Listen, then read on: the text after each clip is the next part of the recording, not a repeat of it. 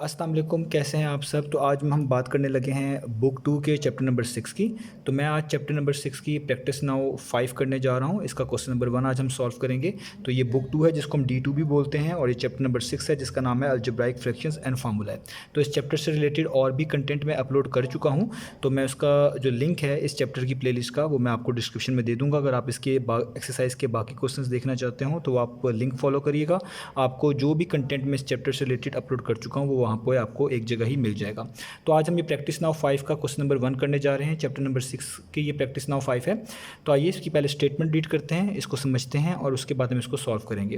तो यहाँ पे लिखा हुआ है express each of the following as a fraction in its simplest form. तो यहाँ हमारे पास 3 पार्ट दिए हुए हैं और ये सारी की सारी फ्रैक्शंस ही हैं और हमने इनको सिंपलेस्ट फॉर्म में ला के दिखाना है। सिंपलेस्ट फॉर्म का मतलब है ऐसी फाइनल फॉर्म हमने इसकी बनाकर दिखानी है जिसमें किसी भी किस्म की मजीद सिंप्लीफिकेशन या कटिंग कह लें या फैक्टराइजेशन की गुंजाइश ना हो, बिल्कुल फाइनल वर्जन हो सोल्यूशन का, और वो फ्रैक्शन में ही होगा। यानी इसका जो सोल्यूशन आपको मिलेगा वो यहाँ पे आपको फ्रैक्शन में ही मिलेगा, क्योंकि यहाँ पे लिखा जा रहा है कि आपने इनको फ्रैक्शन में लाना है और सिंपलेस्ट फॉर्म में भी होना चाहिए, यानी ऐसी फ्रैक्शन जो कि सिंपलेस्ट फॉर्म में होनी चाहिए। तो हम इनको सॉल्व करेंगे। तो इन क्वेश्चंस को करने से पहले जो इसकी एक्सरसाइज से रिलेटेड मैंने कंटेंट अपलोड किया वो लाजमी देख लें। उसमें मैंने कुछ रूल्स बताए हैं जो कि आपको हेल्प करेंगे इन क्वेश्चंस को सॉल्व करने के लिए। तो आइए स्टार्ट करते हैं हम इसका पार्ट नंबर ए। तो देखिए मैंने यहाँ पे ये पार्ट नंबर ए लिख लिया है। तो यहाँ पे एडिशन का साइन है, यहाँ पे भी फ्रैक्शन है, यहाँ भी फ्रैक्शन है। इसका मतलब हमें यहाँ पे एलसीएम फाइंड आउट करना पड़ेगा। जब भी दो फ्रैक्शंस आए उनके दरमियान एडिशन या सब्ट्रैक्शन का साइन आए, वहाँ पे हम अक्सर एलसीएम के थ्रू ही उसको सिंप्लीफाई करते हैं। अब आपको इनका एलसीएम लेना आना चाहिए। तो एलसीएम लेने के लिए कुछ रूल्स हैं जो मैंने इस चैप्टर में बताए हैं, वो आप देख सकते हैं। मैं कोशिश करूँगा जो एक्सप्लेनेशन यहाँ पर हो सके वो भी कर दूँ। तो हमने एलसीएम लेना है 5a का और 8a का। तो मैंने आपको एलसीएम में एक रूल बताया था कि जब भी आपको कोई ऐसी चीज़ का एलसीएम लेना पड़े जिसमें कोई लेटर्स या आप कह लें कुछ केस में वेरिएबल्स आ रहे हों, तो आपने देखना है कि अगर तो वो सेम है, दोनों एग्जैक्टली सेम है अगर, तो आपने उनको एलसीएम में एक दफ़ा लिख लेना है, और जो बाकी नंबर होंगे उनको आपको अलग से एलसीएम लेना पड़ेगा। तो 5 और 8 का एलसीएम तो आप आराम से ले लेंगे। ये जो ए है इसका एलसीएम लेने का मतलब यहाँ पे ये होगा, क्योंकि यहाँ पे भी ए है, यहाँ पे भी ए है, ये दोनों सेम है। तो हम क्या करेंगे, जब हम इसका एलसीएम लेंगे तो हम एलसीएम के अंदर सिर्फ एक मरतबा ए लिख देंगे। तो जब भी ऐसे आपके पास नंबर्स आएँ, ऐसी क्वांटिटीज़ आएँ जिसमें कुछ वेरिएबल्स आ रहे हों, तो अगर तो वो बिल्कुल सेम होंगे तो आपने उनको एलसीएम के अंदर एक मरतबा लिख लेना है। अब रही बात 5 की और 8 की। 5 का और 8 का एलसीएम किस तरीके से लेना है, वैसे तो ये यहाँ पे क्लियर है, इन दोनों में कुछ कॉमन नहीं है, तो आप इन दोनों को मल्टीप्लाई करके यहाँ पे लिख सकते हैं। लेकिन आपने ध्यान रखना है जब इन दोनों में कुछ कॉमन होता है तब आप इनको मल्टीप्लाई करके डायरेक्ट यहाँ पर नहीं लिख सकते, वो प्रॉब्लम होगी। तो अभी मैं आपको जस्ट समझाने के लिए इसको मैं कह देता हूँ कि आप इसको यहाँ पे रफ वर्क में लिख लें। इस तरीके से आप लिखें 5 और 8, और ऐसा नंबर ढूंढें जो इन दोनों को डिवाइड करता हो, और सबसे छोटे से स्टार्ट करें ताकि आपके लिए चीज़ें ईजी रहें। तो 2 इन दोनों को डिवाइड नहीं करता, 3 भी इन दोनों को डिवाइड नहीं करता, 4 भी नहीं करता, 5 भी नहीं करता। इसकी वजह क्या है, क्योंकि इसमें एक नंबर प्राइम नंबर है, 5 प्राइम नंबर है, ये सिर्फ 5 के टेबल पर ही या 1 पर ही डिवाइड होगा, इसके अलावा किसी पे नहीं हो सकता। इसका मतलब है ये दोनों नंबर अगर 5 पे हो सकते होते तो हम यहाँ पे इनको यहाँ पे कोई नंबर लिख के डिवाइड कर देते, लेकिन क्योंकि यहाँ पे 8 है और 8 5 पर नहीं डिवाइड होता, तो इसलिए हम इनको अलग-अलग ही डिवाइड करना पड़ेगा। तो हम छोटी जो है ना छोटे नंबर से स्टार्ट करेंगे। हम लिखेंगे 2 4 टाइम्स 8, क्योंकि 2 तो डिवाइड होता है, 8 तो डिवाइड होता है 2 से, 2 4 टाइम्स 8 होता है। 5 जो चीज़ नहीं होगी उसको हम वैसे ही उतार लेंगे। अब ये 5 तो प्राइम नंबर है लेकिन 4 प्राइम नंबर नहीं है, इसको भी सॉल्व कर लेते हैं थोड़ा सा। और 2 टाइम्स 4 होता है, यहाँ पे आप 5 लिख लें, और अभी भी यहाँ पे 2 है तो आप लिख लें 2 1 टाइम्स 2 होगा। 5 फिर से लिख लें क्योंकि 5 अभी तक किसी पे भी डिवाइड हमने नहीं किया। अब जब यहाँ पे 1 बन जाता है तो जो 1 नहीं होता सिर्फ उसको फिर डिवाइड कर देते हैं और जो हमारा एलसीएम फिनिश हो जाता है। तो 5 सिर्फ 5 पर ही डिवाइड होगा, तो आप लिखेंगे 5 1 टाइम्स 5, और ये वाला 1 वैसे ही उतार लेंगे। तो ये रूल आपको पता है एलसीएम निकालने का, कि जो चीज़ डिवाइड होती है उधर वहाँ पे वो नंबर लिखते जाते हैं जिससे वो हम मल्टीप्लाई करके वो नंबर हासिल कर रहे होते हैं, और जो नहीं यूज़ कर रहे होते हैं उसको वैसे ही उतारते रहते हैं। जब तक नीचे 1 1 ना आ जाए हम तब तक ये प्रोसेस नहीं स्टॉप करते। तो अब इनको आप मल्टीप्लाई कर लें, तो देखें 2 को 2 से मल्टीप्लाई करेंगे कितना आएगा 4, 4 को 2 से मल्टीप्लाई करेंगे कितना आएगा 8, और आप 8 को करेंगे 5 से तो कितना आएगा मल्टीप्लाई करके, वो आएगा 40। तो आप इनको मल्टीप्लाई कर लीजिएगा, 2 2 टाइम्स 4, 4 2 टाइम्स 8, और 8 5 टाइम्स 40। तो आपके पास यहाँ पे आ जाएगा 40, यही कहलाएगा इसका एलसीएम। यानी इन दोनों क्वांटिटीज़ का जो एलसीएम आया है वो आया है 40a। आप 5 8 टाइम्स भी कर सकते थे, ये तभी कर सकते हैं जब ये दोनों आपके पास ऐसा कोई प्राइम नंबर हो, इन दोनों में कुछ कॉमन ना हो, तब इस केस को आपने फॉलो करना है।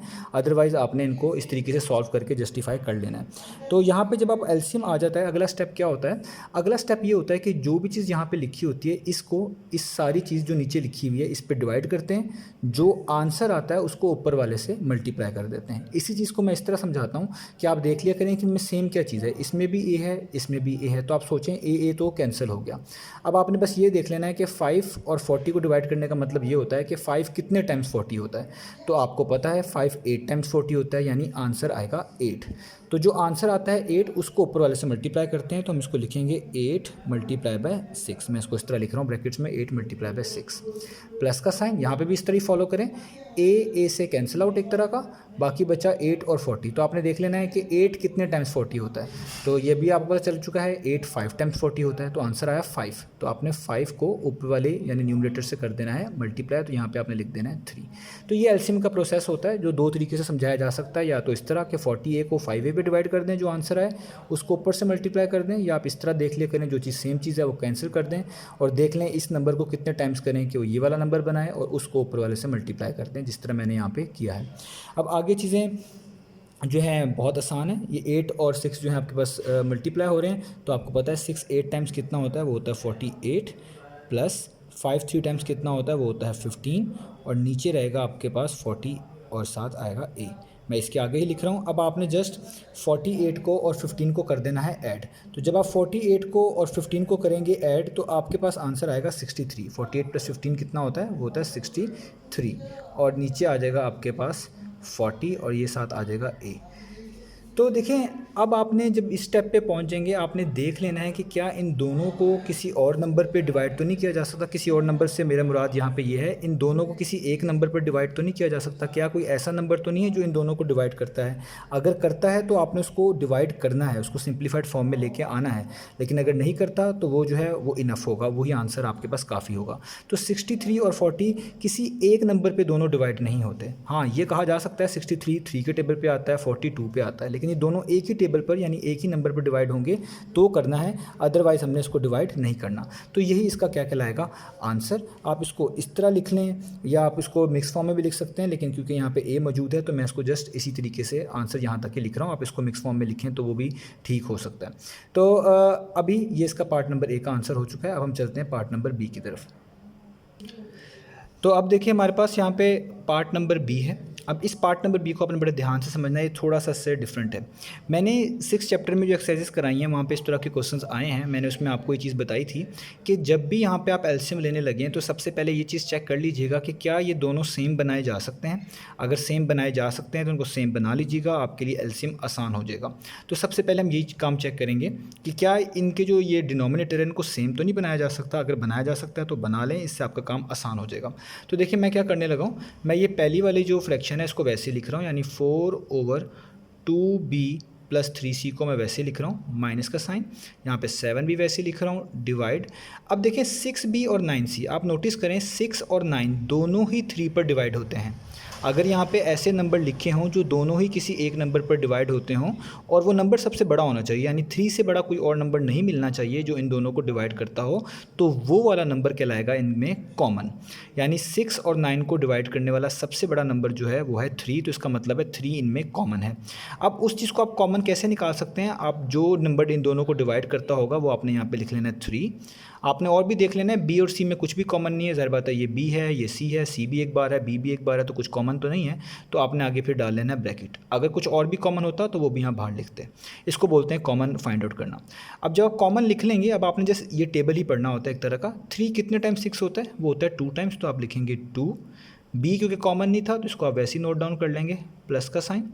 3 कितने टाइम्स 9 होता है, वो होता है 3, तो यहाँ पे आप लिखेंगे 3। क्योंकि सी कॉमन नहीं है बाहर तो इसलिए यहाँ पे आप लिख लेंगे सी और ब्रैकेट कर देंगे क्लोज। इसको बोलते हैं कॉमन लेना, किसी चीज़ में से कुछ कॉमन फाइंड आउट करना। ये सारी बातें मैं चैप्टर नंबर 6 की डिफरेंट एक्सरसाइजेस के अंदर बता चुका हूँ। तो यहाँ पे मैंने एक्सप्लेन कर दिया आपको कि आपको अगर कोई चीज़ कॉमन आ रही है आपने उसको इस तरीके से फाइंड आउट कर लेना है। आप इसको जब मल्टीप्लाई भी करेंगे ना 3 को वापस अंदर, तो वो यही चीज़ बनेगी। देखें 3 2 टाइम्स 6 भी बन जाएगा, 3 3 टाइम्स 9c बन जाएगा, तो बात वही है। अब इससे फ़ायदा क्या हुआ कि यहाँ पर भी देखें 2b प्लस 3c आ गया और यहाँ पर भी 2b प्लस 3c आ गया। आपने इस जैसी चीज़ यहाँ पे बना ली, यानी कुछ ना कुछ इनमें सेम बना लिया, जो कि मैंने आपको स्टार्ट में समझाने की कोशिश की थी। अब इससे क्या फ़ायदा होगा कि अब आपने लेना है एलसीएम। अब हम एलसीएम यहाँ पे फाइंड आउट करेंगे। तो एलसीएम में अगर कोई चीज़ सेम हो वो हमें आसानी से पता चल जाता है उसको हमने किस तरीके से यहाँ पे यूज़ करना है। मैंने यहाँ पे बताया था कि जब दो चीज़ें सेम आ जाएं उसको एक मरतबा लिख लेते हैं एलसीएम में। तो यहाँ पे भी 2b + 3c और 2b + 3c सेम है, तो आप इनको एक मरतबा लिख लें एलसीएम में। और जो चीज़ डिफरेंट बचे, जैसे यहाँ पे 3 ही बचा, उसको आप वैसे ही लिख लें। अगर यहाँ पे कोई और नंबर होता तो 3 और उस नंबर का इस तरीके से एलसीएम निकाल कर लिखते हैं, लेकिन यहाँ पे सिर्फ 3 है और कोई नंबर यहाँ पे मौजूद नहीं है, तो जब ऐसा केस हो वो नंबर भी साथ वैसे ही आ जाएगा। ये आपने चीज़ याद रखनी है कि अगर कोई दो चीज़ें एग्जैक्टली सेम हो तो आपने उसको एलसीएम में बिल्कुल वैसे ही लिखना है, ठीक है। आगे सारा केस इसी तरीके का है। इस सारी चीज़ को हम इस पर डिवाइड करेंगे, जो आंसर आएगा उसको ऊपर वाली न्यूमरेटर वाली चीज़ से मल्टीप्लाई कर देंगे। तो मैंने आपको तरीका बता दिया इसको आसान से समझने के लिए, आसान से करने के लिए, कि आप देखें इन दोनों में सेम क्या है। तो 2b + 3c यहाँ पे भी है, 2b + 3c यहाँ पे भी है, तो ये दोनों एक तरह के आप सोच ले कैंसिल हो जाएंगे, सिर्फ बचेगा 3। तो जो बचता है वो आंसर होता है, उसको ऊपर वाले से मल्टीप्लाई करते हैं। इसका मतलब 3 को मल्टीप्लाई कराना पड़ेगा 4 से। माइनस का साइन, अब यहाँ पे देखें 2b + 3c इससे कैंसिल, 3 से कैंसिल, कुछ भी नहीं बचा। कुछ भी नहीं बचा का मतलब है सिर्फ 1 बचा, यानी आपको 1 को मल्टीप्लाई करना पड़ेगा ऊपर 7 से। अब आप जैसे इसको सॉल्व कर लें, 3 4 टाइम्स होते हैं 12 और 1 7 टाइम्स होता है 7, और नीचे आपके पास आ जाएगा 3, आगे आ जाएगा 2b + 3c। इसको आप सॉल्व कर सकते हैं। तो 12 में से आपने बेसिकली माइनस करने हैं 7, तो आपके पास आ जाएगा 5 यहाँ पे, और नीचे आपके पास आ जाएगा 3, और यहाँ पे आ जाएगा 2b + 3c। तो यही इसका क्या होगा आंसर। अब एक चीज़ का आपने ख्याल रखना है, अगर आप इस 3 को वापस मल्टीप्लाई अंदर कर दें तो ये वापस बन जाएगा 6b + 9c, तो वो भी ठीक है। इस तरह आंसर लिख लें वो भी ठीक है, तो इसमें कंफ्यूज ना होइएगा कि ये इसको अंदर मल्टीप्लाई करने की ज़रूरत है या नहीं है। अगर आप कर देंगे तो भी ठीक होगा, नहीं करेंगे इस तरह लिख देंगे तो भी ठीक होगा। अगर आप 3c को पहले और 2b को बाद में लिख देंगे तो भी ठीक है, या इस तरह लिख देंगे तो भी ठीक है। ये चीज़ें मैं इसलिए बता देता हूँ क्योंकि कुछ स्टूडेंट्स को इन चीज़ों में कन्फ्यूजन आती है। तो ये इसका आंसर फाइनल है, आप मल्टीप्लाई करके लिख लें या ऐसे लिख लें, दोनों चीज़ें ठीक हैं। तो अब ये इसका पार्ट नंबर बी हो गया। अब हम चलते हैं इसके पार्ट नंबर सी की तरफ। तो अब हमारे पास देखें ये पार्ट नंबर सी है यहाँ पे, और पार्ट नंबर सी में भी आपके पास दो फ्रैक्शंस है, दरमियान में सब्ट्रैक्शन का साइन है यानी माइनस का साइन है, सब्ट्रैक्ट हो रहे हैं ये, तो आपको फिर से एलसीएम लेना पड़ेगा। वही बात जो मैंने आपको इस क्वेश्चन में समझाई थी कि आपने देख लेना है कि क्या ये दोनों चीज़ों को कुछ सेम बनाया जा सकता है या नहीं। अगर बनाया जा सकता है तो बना लें। ये चीज़ हम यहाँ पर देखेंगे कि क्या इन दोनों चीज़ों को कुछ सेम किया जा सकता है। अगर किया जा सकता है तो कर लेंगे, नहीं किया जा सकता तो फिर कुछ और सोचेंगे इसके बारे में। तो अगर आप देखें यहाँ पर ये लिखा हुआ है +2 -3 के, और यहाँ पे लिखा हुआ है -2 और +3 के।